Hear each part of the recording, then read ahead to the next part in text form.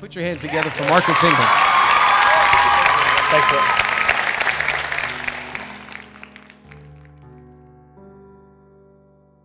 I'd like to invite you in and share some of my experiences with you by inviting you into my world. When Marcus talks about that particular aspect of his life, it's very raw, it's very real. When I turned and looked out my window, the only thing I could see was a pair of headlights that was about that far from my face. I had about a microsecond to realize that those were headlights, they were attached to a white car, and then those lights went out. And when I came to, I was laying face down, stomach down, chest down in the street, trying to pull oxygen into my mouth, into my lungs, so I can spit that scream out. And I can't do it because my mouth is so full of blood and teeth and gasoline. Thought I was gonna die. I remember feeling just absolutely helpless when he was talking about that because of the picture that he paints and how he makes you feel like you're right there with him. I woke up the next morning, I can't see. Everything I hear sounds like I'm underwater.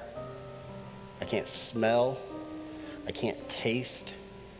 Nothing takes away the pain except if I lay absolutely stone dead still. You feel like you're going through the experience with him, and then you move on to the next step of his process, and you know, the healing process begins then, and you feel like you're right there with him there too. Took the pen and wrote, "Were the people in the other car drunk?" She said, "Yes, they were." First time I heard him talk, he was in front of probably 220 police officers of different walks of life, from chiefs of police to commanders to sergeants to patrolmen to new police officers to 30-year veterans, and that's a pretty tough crowd. To date, I have laid on an operating room table for more than 300 hours. I went through having doctors come in and tell me I'd never see again. He actually just snatched their hearts, and they all were just listening to him very intently to hear what his message was, and after it was all over with, there were a lot of people that came up and wanted to shake his hand and say thank you. When your world is pulled out from under you, as it was for me, you got to question a lot of things about yourself, don't you? When you sit in the audience and you listen to Marcus, you think Marcus is talking directly to you. If I have my sight back for 10 seconds, I would want to see two things. First of all, I want to see in a mirror. Second of all, I want to see my wife. Just the simple things in life that he kind of turns around and makes you look at it from a different aspect. Marcus was brought to our company to energize the people that we work with and to get them refocused on their goals. There's nothing I can do to change what has happened.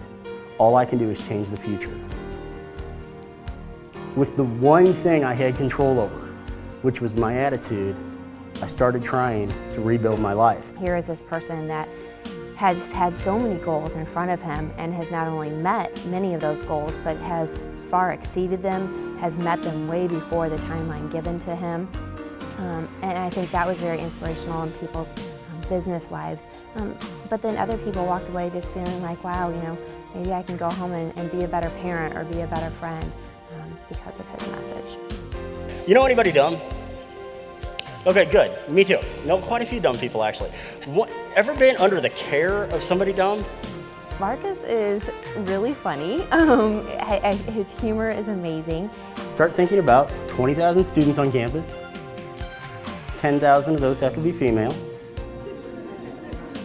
Chicks dig dogs. I dig chicks. And you all see the little gerbil wheel working. Sadly enough, it was my hormones that determined whether or not I got to see an eye dog. Hearing him speak, I knew that I needed to have him come to my campus and speak to the students that I worked with at the time who were members of Greek fraternal organizations. I don't remember who I was asking. I don't remember if I even knew anybody was in the room. I don't know if I was asking God who I was asking, but I took the pencil and physically wrote out the question, why? And I got an answer. His message goes so far beyond, this is, you know, what can happen if you drive drunk. That's such a minuscule portion of it. It's really more about life changing on a dime and then going on and doing things that you never knew that you could.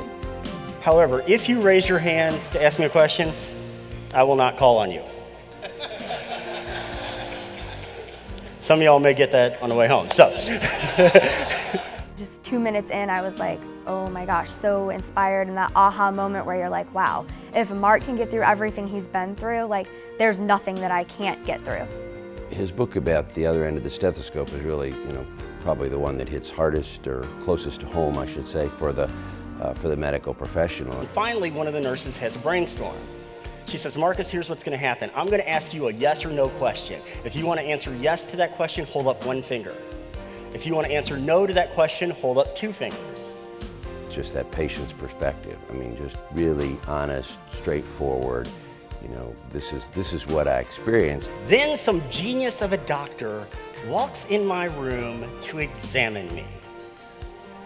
Man lays across the side of my bed. My body flops over to one side. I'm taking my hand and pounding it into the bed, trying to get him to stop. And the man has the audacity to ask, did that hurt? So I held up one finger to show him how much it hurt. One of the things that's so unique about my speaking is I'm providing a true real-life example. It's not textbook theory. It's the true principles and elements that I had to utilize to get through my experiences. The experience of knowing him changes anyone. He's got a way of captivating an audience. I don't know how he does it, but he definitely has something about him that he can kind of take his message, draw you into the conversation, keep you in suspense, and set you down gently at the end of the story. There are so many speakers out there, and I understand what people are experiencing as they have, they're pouring through the videos and, the one sheets and all of that they get from all of the speakers bureaus. But I think that Marcus has a very different message. I have to forgive. Because if I don't, I've got that negative energy that I'm carrying around with me that governs so many aspects of my life. If it was up to me, I would have everyone in the world listen to Mark's speech at least once. Adversity doesn't have to define you. No matter how impossible a goal may seem, these principles can help form a roadmap to success. In hearing Marcus, I think that it really made me think about the choices that I make in my own life. I figured this man took my sight. I am not going to let him have my future. Everyone has problems. Everyone has adversity.